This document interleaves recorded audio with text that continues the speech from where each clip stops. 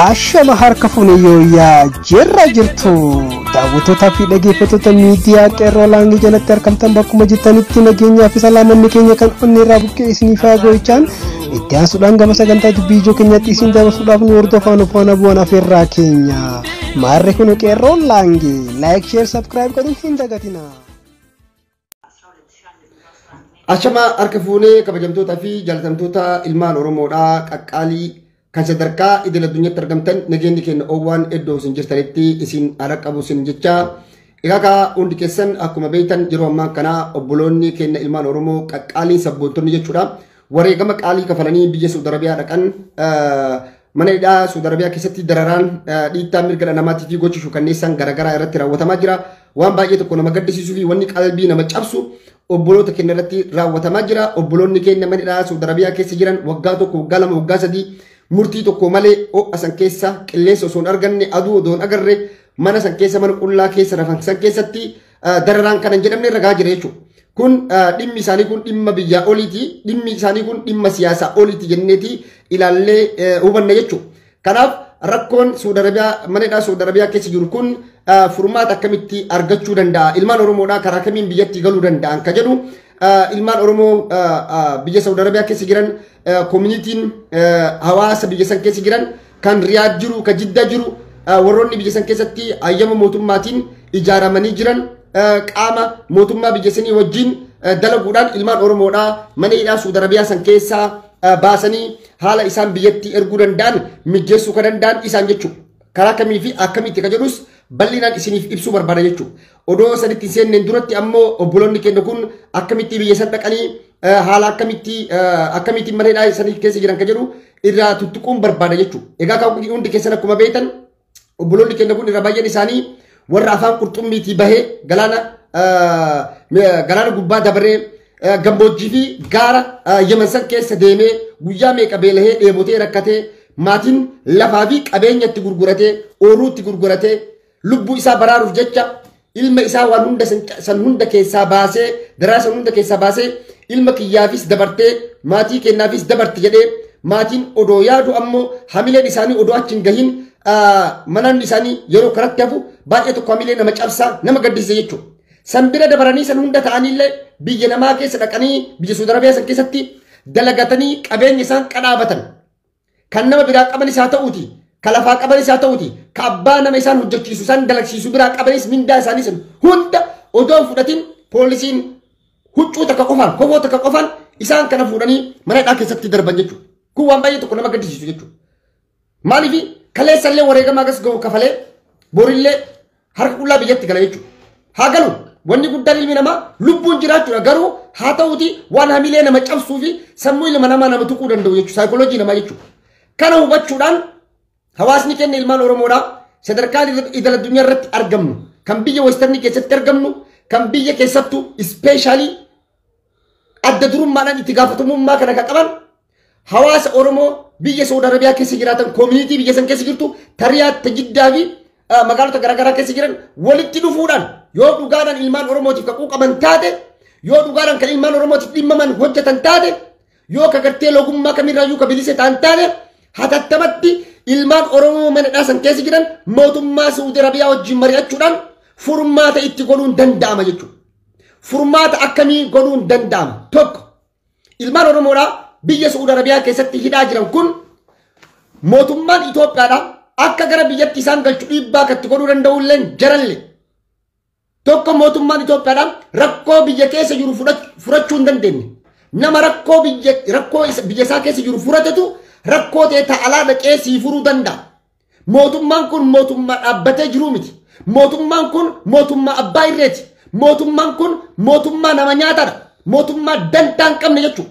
Ilmaan Oromoo biyya keessa jirtu hidhatti guuraata Saudi Arabiyaa hidhaa baasee naafidhaan manaama jechuudha. Nama guyyaa adiidhaan sa'a torban qorraa keessa rafee abjootu.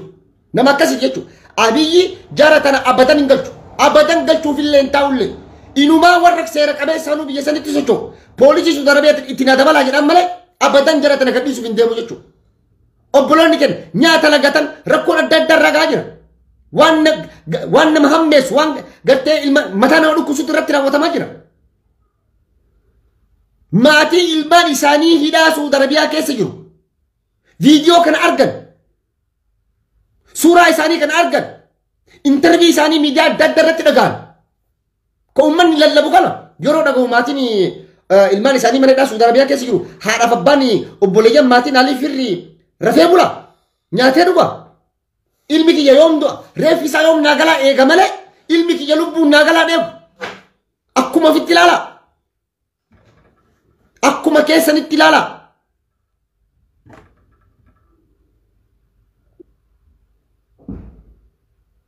mootummaan kun akkuma isaan interview godhanitti nyaata lagatanii guyyaa sadiif warri qaama itti gaafataman mana hidhaatii fi warri imbaasii dhufanii nu laalanii warri imbaasii dhufee nu laalee gaafa rabbi jedheen galtanii nuun jedhanii waan takka nuuf furmaata lafa nuun kenne nu biraa dabaranii nu biraa taranii jedhe lammiin biyya biraa ammoo torbaan takka hin ta'anii yeroo mason nu biraa bahanii gara biyya jiraa galan dhuga namni biyya Oromoon akka diinatti ilaalama Oromoon akka lammii biyya biratti ilaalama jechuudha kana jechuudha dubbiin jira jechuudha rakkoon jirtu rakkoo siyaasaa oliiti rakkoo biyyaa oliiti lubbuu ilma namaati lubbuu baraaruudha kun ilmaan Oromoo asan keessatti gaggabanii yeroo isaan akkasitti waraqaa walitti hargufan agartu maaltu si dhagahama yaa Oromoo maaltu nu dhagahama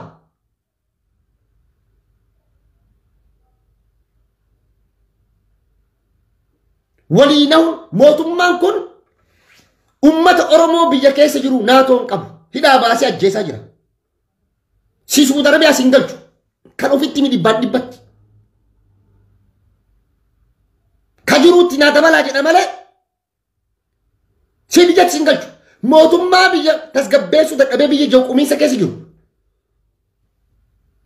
bakka hundatti wal waraansa hamaa keessa jiru mootummaan rakkoo fi qaawa isaa tamana keessaa fi tabiyya keessaan furatiin Saudi Arabiyaa dhufee rakkoo ta'e furuu danda'u mootummaan kun ifittiin rakkoo tana furuu danda'u garuu hawaasa Oromoo achi jiru akkamitti rakkoo tana furuu danda'ama tokko ilmaan Oromoo mana hidhaa san keessa jiran saayibboottan qaban yoo ka viidiyoo kana daawwachaa jirtan taatellee sheer walii godhaa dabarsaa biraan nagaa Sa'ad Ismail fakkeenyaaf yoo Saudi Arabiyaa mana hidhaa keessa jiraate saayibboota alaa qaba saayibboonni kiyya sun biyyaan irraa dhufe gandaan irraa dhaladhe san haadhaaf abbaa kiyya warra beekuutu jira ijoolleen akka biyyatti wal beeti biyya kamuu keessa ijoolleen jiru wal beena jechuudha ganda kam maatii kee beekan ilmaan Oromoo akkamitti galchuun danda'amaa isiniif himuu deema jechuudha koominitiin biyya san keessa seeraan sochootanii jirtan koree ijaarradhaa koree haala yeroo rakkoo ijoollee mana hidhaa kana keessaa baasuu dandeettu gadhaabbadhaa wal filaatii ijaarama hawaasni Oromoo koominitiin Riyaadii fi Jiddaa jirtan jechuudha ibsa baafadhaa maatii ijoollee warra hidhaa keessa jirtu ijoollee beekan qunnama maatii isaanii qunnama waraqaa eenyummaa isaan ibsu mootummaa Itoophiyaa wajjin naseena mootummaa Itoophiyaa waliin hin dubbatina imbaasii wajjin naseena direct yoo galamsoo ta'e galamsoo baalee roobee yoo ta'e baalee roobee dambidolloo ta'e dambidolloo bilbiltanii ilmi keessan hidhaa jira quba qabtanii quba qabna okay ilmi keessan akka biyyatti galuuf waraqaa eenyummaa isa ibsu qabalee irraa baasaa nu ergaa jedhani waraqaa dhaloota ganda irraa baasaa nu ergaa jedhani maatii isaanii qunnama ijoollee san hidhaa keessa jirtus kabeeta yoo taate ijoollee hidhaa keessa jirtu maatii isaaniitiin bilbilaa xalayaadhaan haa ta'uuti namoota gara Saudi Arabiyaa imalan haa ta'uuti gama poostaatiin haa ta'uuti waraqaa eenyummaa fi waraqaa dhaloota isaanii koree tanatti haa erganii koreen achi Saudi Arabiyaa keessatti dhaabbattan adreessa keessan teessoo keessan ifa godha ummata beeksisa addunyaarra facaasa maatiin hunduu achirratti haa ergu nama san fuutanii imbaasii Itoophiyaa wajjin naasoftan lammiin kun maqaan isaa Sa'ad Ismail Yusuf jedhama mana hidhaa giizaan kaakkanaa keessa argama maatiin isaa cinqamee waan jiruuf namni kun murtii tokkoon alatti warra ji'a ganaa fi hidhamuu jiruuf ji'a waggaa takka waggaa lama hidhamaa jiruuf namni kun akka gara biyyatti galu maatillee waan barbaadaniif innillee waan hayyamaa ta'eef jecha nama kana gara biyyatti galchuu barbaannaa nu galchaa jedhaan mootummaa koree dhaabbati kun mootummaa isa wajjin dalagaa jechuudha. Mootummaa Saudi Arabiyaa kennitan. Koppii isaan qabattan. Yeroo mootummaa Saudi Arabiyaa kennitan qaamni itti gaafataman mana hidhaa Saudi Arabiyaa sun waraqaa ragaa waraqaa eenyummaa lammii Itoophiyaa ta'uu namni sun ibsu waraqaa eenyummaa qaba waraqaa dhalootaa qaba. Waraqaa eenyummaa fi waraqaa dhalootaa waan qabuuf mootummaa Saudi Arabiyaa namni kun Saad Ismail Yusuf jedhama lammii keetii narraa fudhadhuutii biyya galchi diduu hin danda'u abadan. Dhoggaa seera addunyaatti seera idil addunyaatti dhoggaa. Awurooppaa irraallee diippoortii yoo kasi galchuu barbaadan taate siistama kanaan seera kanaan si galcha jechuudha. Mootummaan biyya tokko fakkeenyaaf rakkoon dhimmi siyaasaa kee fudhataman qabu kufee jira biyyatti galuu qaba lammiin biyya kanaa yoo ka jedhan taate mootummoonni Awurooppaa maal sirra soqatan waraqaa ragaa dhalootaa fi waraqaa mattaawaqaa sirra soqa mootummaan yoo argate imbaasii Itoophiyaa dhaqaa lammiin kun lammii keetii dhimmi isaa biyya kana keessatti galmee isaa cufamee jira dhumee jira kanaafuu narraa fudhadhu biyyatti galchi jedhan akka biyya galchuuf liisii baasee naa kenni jedhan diduu hin danda'u abadan waraqaa ragaa eenyummaa Itoophiyummaa isa ibsu waraqaa dhalootaa fi waraqaa eenyummaa harka qabannaan paaspoortii argannaan mootummaan biyya sanii hidhaa keessa si teessisuu hin danda'u. Imbaasiin Itoophiyaa illee diduu hin danda'u. Dirqama xalayaatiin galchatte kana fudhatama argatee liisii baaseen sii kennamee gara biyya keetii galtaa jechuudha. Biyyi sun seera qabdi. Yoo seera qabeessa malee biyya san keessatti kennamtu taate waraqaa seeraan hin qabaanne biyya sanitti mootummaan biyya sanii nagadhiisee ammallee biyya sanitti dalagadhaa miti. Lubbuun maatii keetiitti galuudhaan rakkoo furmaanni jiru.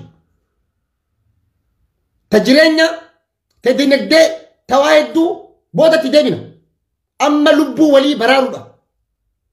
Xiinsammuu obboleeyyan keenyaa saayikoolojii isaanii kana dandamachiisuu qabna.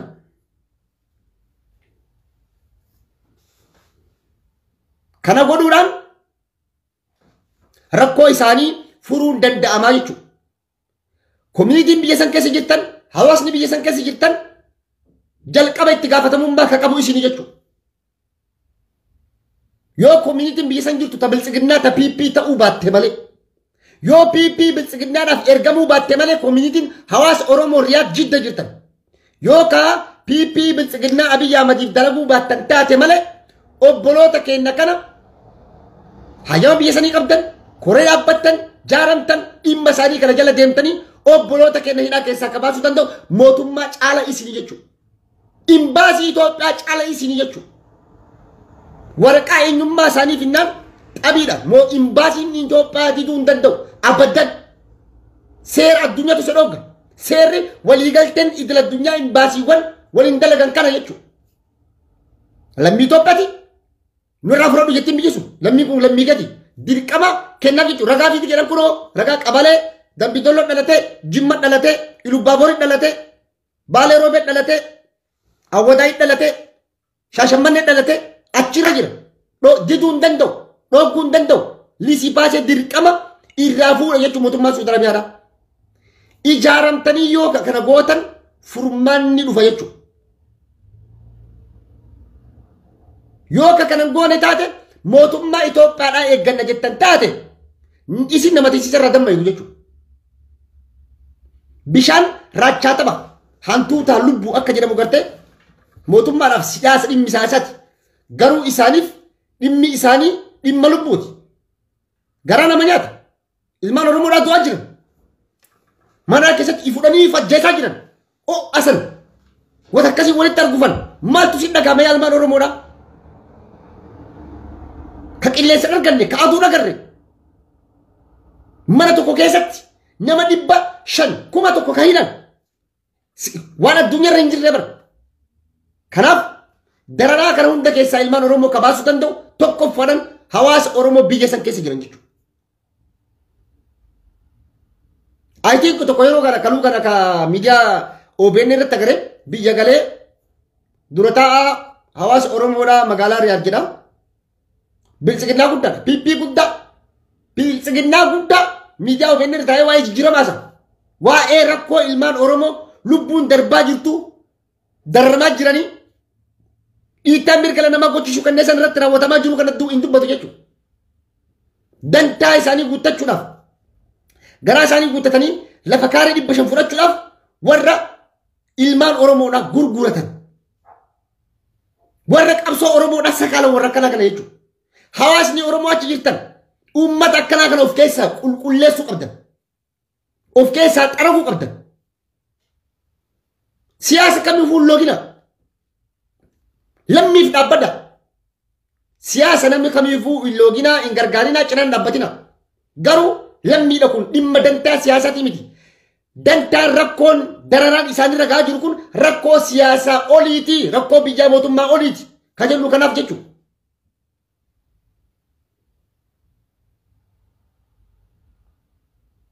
Kanaaf ilmaan Oromoodhaa kan achitti jumlaan guursisaa jirus mootummaa kana, kan isaa jiru mootummaa kana, kan dararaa jiru mootummaa kana.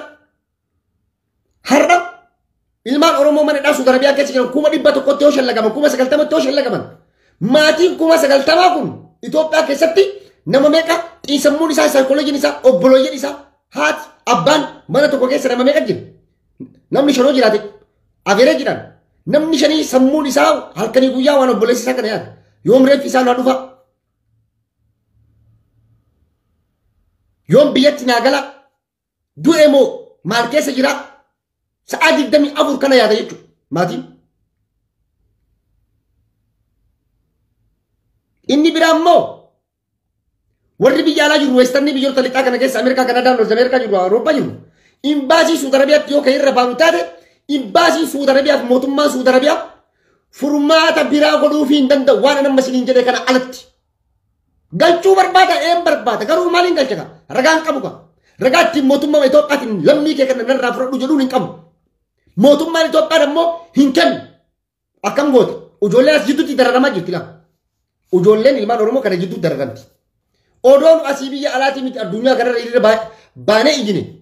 UN galchuu hin dandeettu ijoollee kana. Namni waraqaa eenyummaa isa ibsu hin qabne tokko yoo biyyi sun dibde abaddan waggaa 10 mana san keessa teette malee biyyi sun si qabatu. Namuu si galchuu danda'u. Eenyummaa isaa yoo fide garuu namni tokko fidee kunoo lammii biyya kanaatti jedhe daqiiqaa keessa gala daqiiqatul daqiiqa. Galuu barbaadanii haadha babbaan ilmaan keessan biyya san keessatti hidhaa jiran. Yoo akka gartee koominiitiin maan turuu ijoollee tanna nuun dhaqqabdu nuun baraartu jettan. Yoo achi obboleessa qabaate kan iqaamaa qabu kan seera qabeessa ta'e abbeeraa eessumaa haa ta'u firaa haa ta'uti Oromoo namuma san beeku haa ta'uti itti bilbilaa waraqaa eenyummaa baasaa fi gandarraa waraqaa dhaloota baasaa itti argaa.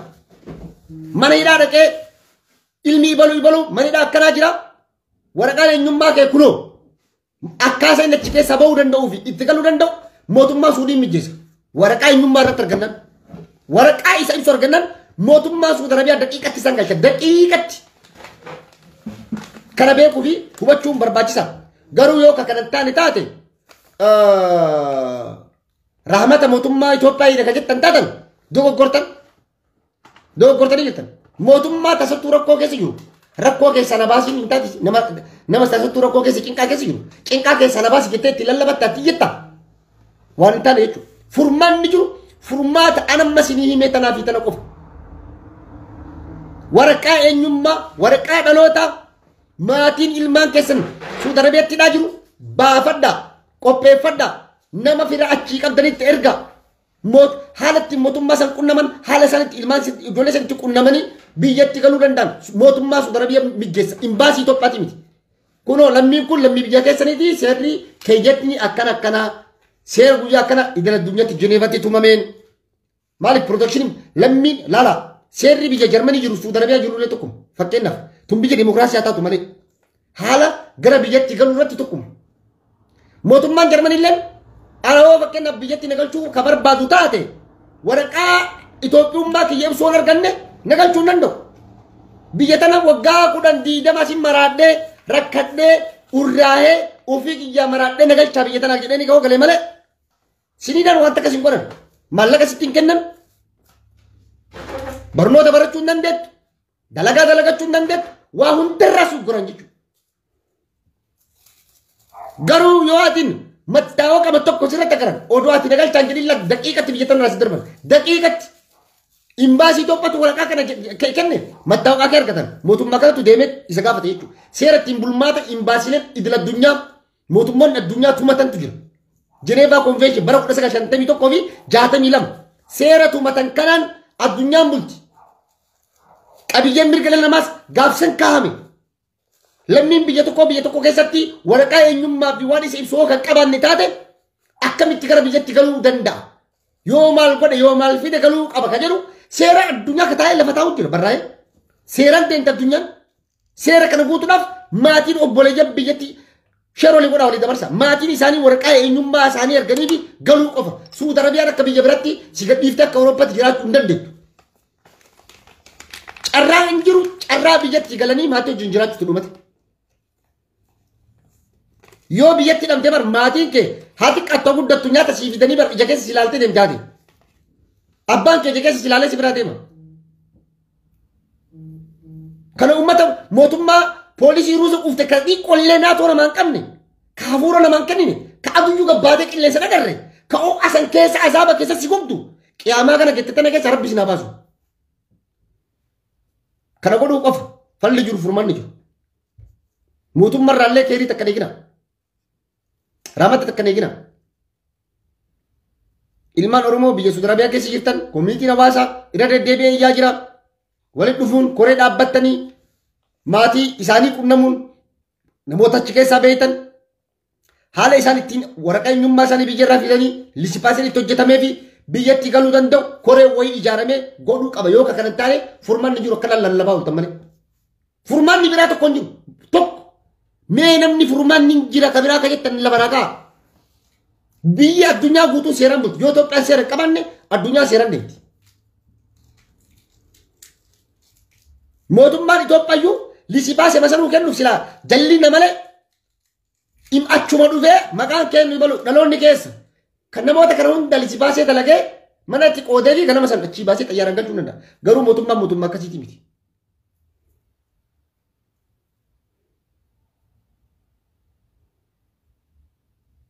Kanaaf koreen dhaabbateen maatiin waraqaa eenyummaa isaanii biyyarraa fide mootummaa Suud Arabiyaa wajjin wal qunnamtii godhanii qaama dhimmi ilaalu wajjin eenyummaa isaaniitti kennuun koppii of biratti hambisuun waliigaltee waliin mallatteessanii mootummaa Suud Arabiyaa wajjin haala ittiin ilmaan Oromoo tana biyyatti galchan bu'uura lafa kaa'atanii itti deeman malee imbaasiin Itoophiyaa raamatan qabu. Kana isinii maal? Kanuma jedhaa galatooma. Nagaa keessa jiraadha.